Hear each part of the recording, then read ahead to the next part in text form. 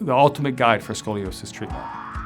Scoliosis means there's an unnatural spinal curvature, and that has developed rotation. And this has developed typically in the body, normally in a younger patient, typically in juvenile or adolescent stage. However, scoliosis can occur in the adult stage.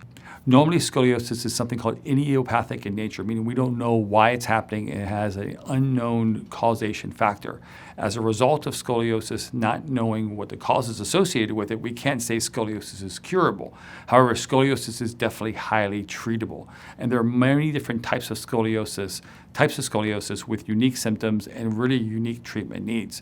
Scoliosis, unfortunately, is also progressive, which means that proactive treatment is much more important because as curves progress, they become more difficult to treat. As a progressive condition, we know scoliosis, it's in its very nature to worsen over time. And a progressive scoliosis means the curve is actually increasing in size, and normally the rotation is also increasing in size. And scoliosis ranges from many different types of severities, from mild to moderate, severe to very severe. Where scoliosis is diagnosed at the time doesn't always mean where it's going to stay. Curves, unfortunately, progress. So every severe curve was once moderate, every moderate curve was once severe. Proactive treatment is really the best way of working towards and counteracting the condition's progressive nature. There are two specific ways at treating scoliosis. The first one is something that we call traditional treatment approaches, and the second is something that I call conservative treatment approaches. These two different treatment approaches have really different end goals, and it offers patients two different types of potential results. Traditional treatment option really has the end goal of just trying to slow down progression, and really the slow down progression, and hopefully that the patient doesn't need surgery when they get to the end of that. While conservative treatment options are really, the goal is to achieve something called corrective results. And corrective results is where we're actually trying to reduce the size of curve during this stage to make the curve actually smaller. Patients need to ensure that whatever treatment they do choose is matching their expectations in terms of what they want. Some patients may just want to slow down progression, where other patients want to reduce their scoliosis. What I find is most patients want to have a smaller curvature, have a straighter spine.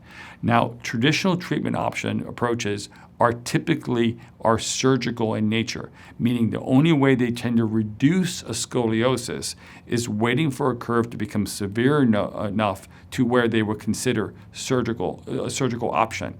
For mild cases, they normally recommend nothing. They just watch and see what's happening, which for me, that's a completely waste of valuable time, because as curves are mild, they're much easier to reduce and they respond way better to conservative treatment options. Waiting curves to become more severe means that you're just dealing with a bigger curve that's going to have less potential reduction when they start choosing to do more conservative approaches.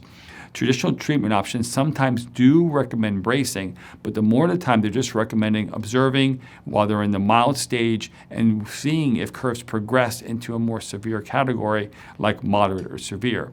In moderate stages, traditional bracing is really limited on what they're trying to do. They're just trying to slow down progression during rapid growth. So the only time that the traditional approach will recommend a brace will be during adolescent growth spurt, during this rapid stage of growth for most patients between 11 and 13 in cell. And it's only during this growth phase, and the brace is just trying to slow down progression during this time. It's not trying to reduce the curve. They're not trying to make their spine straighter, not trying to reduce any kind of postural deformity. They're just trying to slow down progression. Traditional bracing really ignores the three-dimensional problem associated with scoliosis. I call them squeezing style braces. They're just really trying to squeeze the spine. Once the curve progresses beyond the moderate stage into the severe stage, now they start considering spinal surgery. And we know surgery is very costly. We also know it's very invasive. It literally removes spinal function. It is a non-functional approach because it's taking the spine and it's fusing it together into one solid structure. And it's doing that with rods, screws, and bone grafts, removing all the intervertebral discs in the area, and they're fusing the spine in that area.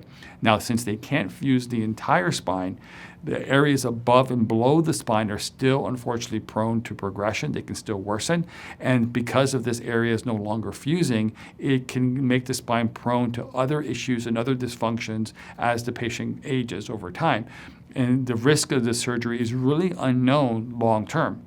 20, 30, 40 years from now, we have no idea what the effects of this surgery, what they can have on a patient.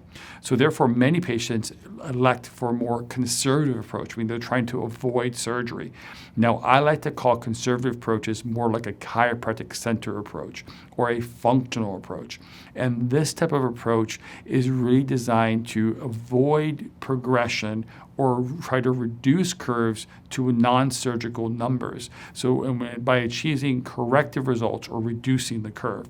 Now, corrective results with scoliosis doesn't mean correcting it to zero. It means reducing the size of the curve on a structural level that actually makes the spine straighter or smaller, or make the curve smaller. When you make the curve smaller, this means that the curves are less likely to progress during growth or as an adult result of gravity. Once we reduce the curve on a structural level, we can now focus on increasing strength and stability to the surrounding muscles to help support it. But dealing with the structure is by far the primary concern.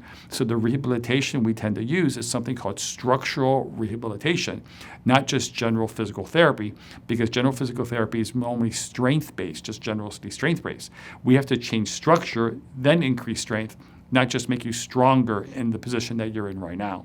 In addition, sometimes we use bracing, but the bracing we use is not traditional bracing that's just trying to slow down progression during time. We use something called corrective bracing, and corrective bracing actually helps push the spine into a corrected position by addressing the three-dimensional nature of scoliosis. Once we have the spine straighter and we're using a corrective brace, we also can prescribe customized home exercise to help stabilize the patient's progress so the spine doesn't further progress afterwards. By combining all these treatments in a very cohesive manner that every treatment adds to the next and they don't work against each other.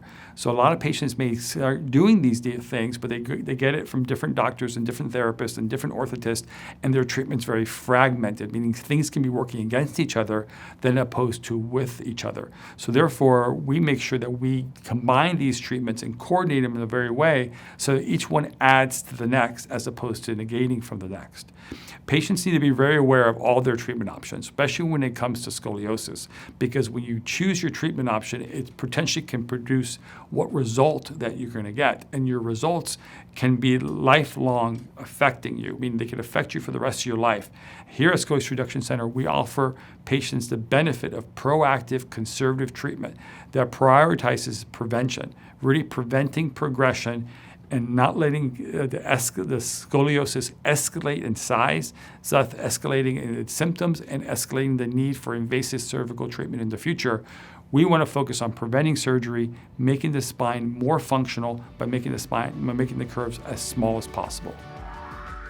Thanks for watching. I hope you found this information helpful. If you'd like to hear about other topics and information on scoliosis, type in the comments below and let us know.